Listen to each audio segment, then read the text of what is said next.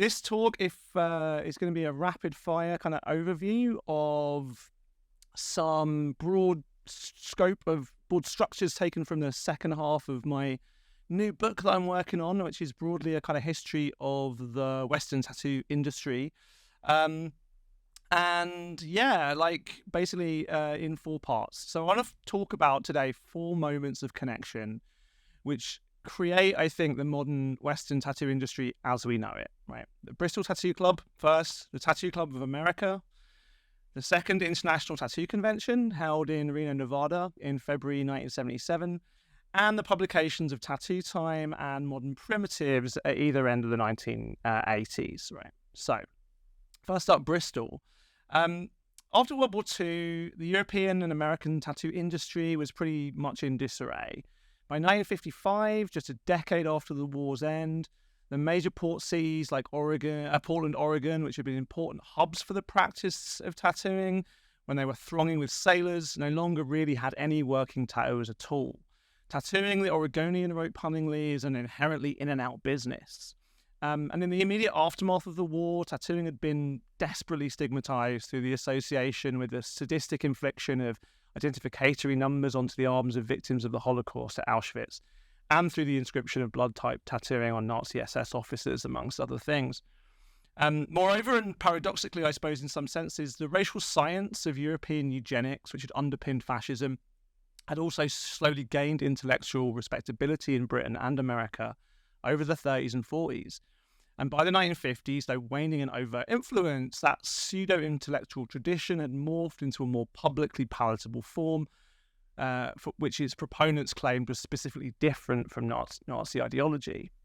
Most significantly, perhaps, the entire landscape of contemporary visual culture had by the 1950s shifted away from the decorative, fussy styles of the Victorian, Edwardian and Art Nouveau periods to something resolutely more sleek, minimalist and monochrome, right? Buildings, furniture, print, industrial design and fashion embraced styles which explicitly rejected the previous 2 or 3 generations of stylistic cues. Some academics have argued that this visual shift itself has intellectual underpinnings in eugenicist thought, which prioritize progress, efficiency and hygiene, but in any case, the dominant modernism of mainstream post-war visual culture did not tessellate well with the eclectic tattoo trends of the professional period which had begun in the 19th century and tracked dominant trends ever since. As tattooing fell from fashion, innumerable men and women who'd been tattooed during the war in moments of camaraderie and youthful folly wrote to magazines seeking tips on removal, and given the widespread popularity of tattooing during the war and the inefficiency of removal methods, by the 1950s there were a whole generation of kids with tattooed parents, grandparents, aunts, uncles, many of whom regretted them. And tattooing basically wasn't cool anymore, right? So one man didn't care that tattooing wasn't cool, Les Scouse. So Les Scouse loved tattooing deeply. By 1953, he'd been tattooing for 20 years, but was barely in his 40s, long enough, I suppose, in the tooth to have earned respect and connections in the industry, but still young enough to have the energy, vision, and the vision to take the woes of Euro-American tattooing onto his shoulders. So tales of Japanese tattoo conventions, meetings of the Edo Choyukai, were the direct inspiration for Scouse to found the Bristol Tattoo Club in 1953, noted in early years as, quote, the only club of its kind in the world outside of Japan. And in an interview with a local tabloid in 1954, he complained that such were the dire straits for the industry that there were only about 8 tattooers left in the UK. If there were more, he hoped, quote, we could organise friendly competitions and it would help raise the standard of the profession, one of the oldest in the world. Many people, he said, think tattooing is common and degrading, only being patronised by people of low mentality. This impression is only due to ignorance and lack of understanding, and my Bristol Tattoo Club has been able to promote a more fair and proper appraisal of the tattoo work among the general public. And so immediately, the profession itself took notice. The club held initial meetings with about 12 members, artists and clients coming together at the White Horse pub in Bristol, but moved to a club called the Cornish Mount the year after, drawing about 60 members in its first year of operation. Members were tattooed with the club logo, a small black bat, in return for their membership dues, and the club quickly attracted not just national but global attention through frequent press and televisual features. As news articles spread, word of the BTC, Les began corresponding with artists in America, and particularly a guy called Al Shafley in Sandusky, Ohio. And he made the trip to England in 1955, inspiring him to establish his own club, the International Tattoo Club, in 1958. Quickly, this network of artists became the incubator for the revival of the Euro-American industry. And though previous academic workers claimed the 1970s as the decade which hailed the renaissance of tattooing, that title was actually used for a segment on British television as early as 1958. So in 1955, just after the start of the club, a young Swiss man in his mid-20s called Rudolf Inhelder attended the second ever meeting of an offshoot of the Bristol Tattoo Club in London. Inhelder was in a pilgrimage of sorts. He'd become fascinated by tattooing after having read a book called Pierce Hearts and True Love, a vivid but rather unreliable history of Western tattooing, published in 1953. And had contacted the book's author Hans Ebertson, a man who on the dust jacket claimed to not really like tattooing at all, in search for more information. Ebertson in turn suggested he might best contact London tattooer Rich Mingins, who'd been instrumental in helping collate material for the book. It was auspicious timing, really. Inhelder's trip to London was just a year after the BTC had been formed, and his subsequent friendship with Mingins would prove pivotal for the Western tattoo industry in ways that are recently only becoming clear. In short, though he wasn't himself a tattoo artist, Inhelder would become a nexus point for nascent networks between European, British and American tattooing, and would help foment friendships and working relationships between mainstream and rather conservative tattooers and a diverse group of subcultural tattoo and body piercing enthusiasts. Inhelder really found the networks of the Bristol Tattoo Club and its London offshoots intoxicating. In particular, he was obsessed with Mingins' painstakingly acquired collection of contemporary and historical photography and newspaper clippings, which dominated professional tattooing since its inception, since the 19th century. One of the reasons Mingins had been so useful to Ebertson, in fact, is that over his career, Mingins had established 2 voluminous scrapbooks of tattoo material, one of photos he'd taken, bought, been sent or traded, and another of newspaper and magazine articles received through a decades-long subscription to a newswire, both of which now were in themselves invaluable archives of the industry's earliest years. So after this meeting, 1957, Rudy moved to New York for work from Switzerland. He was a physicist with particular specialism in optics, and he found himself particularly useful in the Cold War defense industry. But whilst in America, he found himself longing for the camaraderie, connection, and companionship among tattooers and tattooed people he'd found in London a few years earlier. He'd begun to get tattooed once he'd arrived in America, eagerly seeking out some of the most prestigious artists in the country. But by his own account, he, quote, had difficulties meeting others of the same interest, not just in tattooing. Rudy was gay at a time when homosexuality was still illegal in the United States, and he was also interested in body piercing, frustrated in part by the outright banning of tattooing in New York City in 1961 following a hepatitis outbreak. Therefore, he told a magazine interviewer some decades later, some friends and I in New York decided to do something about it. That something was the founding of the Tattoo Club of America in 1963 with his friend Paul McNaughton, explicitly conceiving it as a way to replicate the membership networks of artists and enthusiasts which had arisen from Scous's BTC back in Bristol. The TCA grew really quickly to about 250 members by December 64, buoyed by Rudy's direct solicitation of members from across the country, as well as Canada and from amongst his existing contacts in the UK and Germany. Members in these first years were on average about 34 years old, only 6% women, 24% were professionals and 56% white-collar workers. Only about 30% of the Tattoo Club of America were tattooers themselves, and as such, the sharing of detailed trade secrets and techniques proved pretty controversial, actually, for the whole life of the club. The recruitment strategy, though, nevertheless allowed him to build a fragile, short-lived network that encompassed the whole spectrum of the industry. And members, actually, this span covered people like conservative, battle-hardened military tattooers like Sailor Jerry in Hawaii, through to radical and queer experimenters with tattooing, young and old. A 1965 membership list includes veteran Brits, Scouse and Mingins from the BTC, photo traders, key figures from tattoo scenes in France, Germany, Denmark, Canada, Hong Kong and Australia, tattoo enthusiasts who'd also go on to major impacts in their own right. Each member's address was also listed, facilitating the club's persistence even beyond its own limited existence. But the fragile coalition which he'd assembled in the mid-60s became increasingly dispersed as the decade went on, and certainly into the 1970s. It finally fractured in Reno, Nevada in 1977. At this moment, the second International Tattoo Convention was a moment that Ed Hardy, famous tattooist Ed Hardy, called, quote, the first good look we had at how rapidly the tattoo movement was expanding. And by the 1970s, the tattoo industry was in something of a bind, right? Time magazine had called tattooing's renaissance in 1970. And for the first time since World War II, it was again beginning to find acceptance and visibility in somewhat conventional terms, given, for example, exhibitions held at New York's American Folk Art Museum.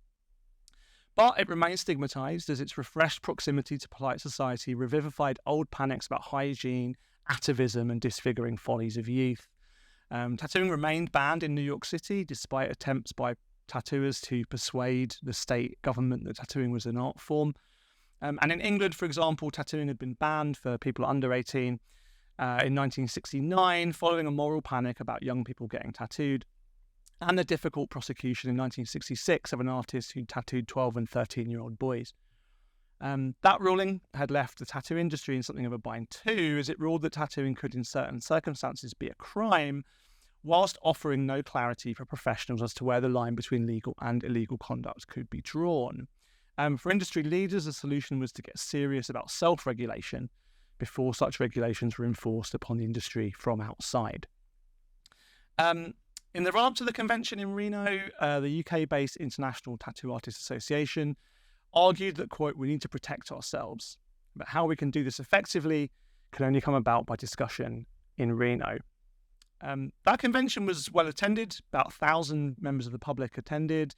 Artists from the UK and Denmark came, Germany too. Artists from across the US came, and new styles were really visible for the first time to the world at large.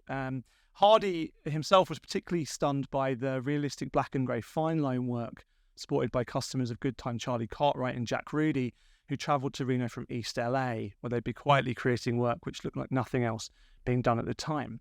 And Hardy was immediately smitten. Less thrilled, however, he was less thrilled by an event held on the final day of the convention. And this is sort of where the fracturing comes. At the very end of the convention, organiser Dave Yerkew wrote in the following edition of his newsletter, Ed Hardy asked to speak. Ed talked about piercing. He felt, as did the overwhelming majority of artists there, that it did not belong at a tattoo convention and should not be linked to tattooing. In his own recollection, he wrote that piercing, quote, raised the sinister spectre of S&M at a time when we were pushing to gain a little respectability for tattoos. Most of us, said Ed, are pushing to expand the work, didn't buy the argument that tattooing and piercing were on the same level. This was meant to be a coming out party for the new tattoo. And Hardy was specifically perturbed here by a performance by Ronan Loomis, an electrical engineer from South Dakota, better known to modern ears as Fakir Musafar. The Reno event was also Musafar's coming out as a body modifier. And during a performance at the convention's final gala, he presented feats including laying on a bed of nails, across blades, pulling a belly dancer in a cart using hooks pierced into his chest, and having wooden blocks broken over his back. His show dominated media coverage of the exhibition, and I guess clearly did not provide the tone of respectability and caution which Hardy, Yerkew, and others felt was necessary. For Hardy, the decision was clearly pragmatic and was paired with a further distaste for facial tattooing, which also projected the wrong image, I suppose. Now, for others, the distaste for piercing was doubtless driven as much by homophobia as it was for professional concerns. Body piercing had blossomed in the context of subcultural sadomasochism amongst gay men, particularly in California, and all the key pioneers were at least not straightforwardly straight. And so it gets complicated from this moment on, but from this point, like Mustafa and Hardy continue to develop their professional artistic projects divergently until history would bring them back together a decade later under another ill-fitting umbrella. In 1989, Fakim Mustafa was the first interview featured in the generationally definitive book, Vale and Juno's Modern Primitives, and Ed Hardy was the second. I think I've covered this in detail in publications elsewhere, but basically, I think it's right to say that Modern Primitives is not a document of a coherent group of people who all sought to use tattooing, body piercing, and other ritual practice to separate themselves from the modern world. It's the presentation of at least two interrelated groups of people who, by 1989, have been working in close geographic proximity in California for a decade, using similar aesthetics and technological processes for often entirely oppositional ends. Hardy had published his own book, Tattoo Time, in 1982, with the subtitle The New Tribalism, sporting a cover of a man's leg covered in a geometric black design, which reflected the kind of patterns which occur in Samoan pear tattooing, for example, but did not directly claim any authentic lineage with them. But laid over the black work was an enormous, luminous purple snake coiling menacingly up the outstretched limb, a postmodern piece of tattoo art synthesizing Japanese and American traditional notes and running them through a filter of neon 1980s Californian pop.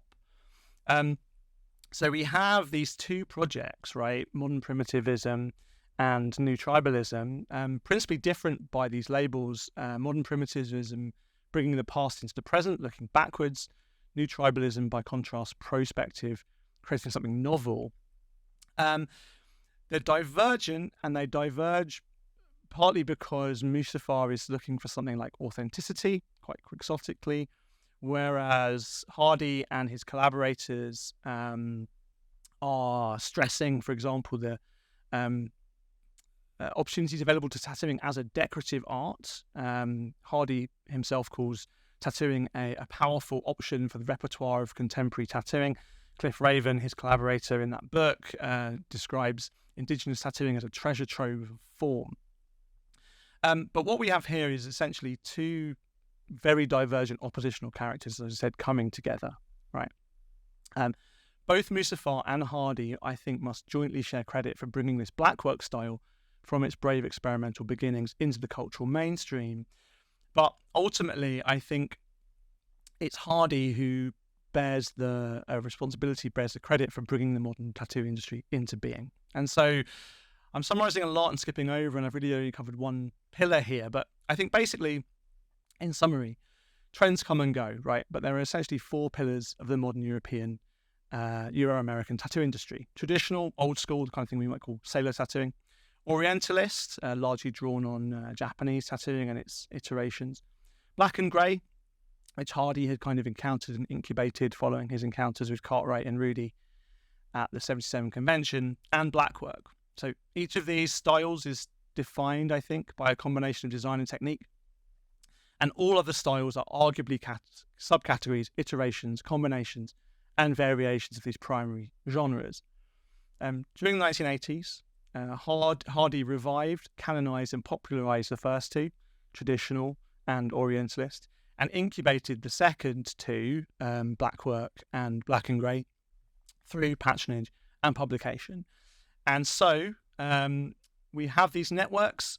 All of them come to this bottleneck point in 1977, and through that bottleneck, it's Ed Hardy who filters them into what becomes, in the next stage of this story, a much more diverse industry. So it's Hardy's world, I think, and we just live in it.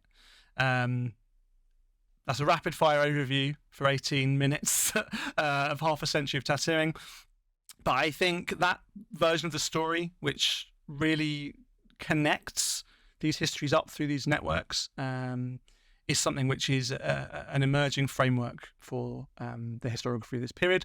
And I hope you've all found it interesting. So thank you for listening. As it's been an overview, always difficult to talk in this format, but I'm really, as I said, happy to be here, and hopefully you'll enjoy the rest of the event. Thank you.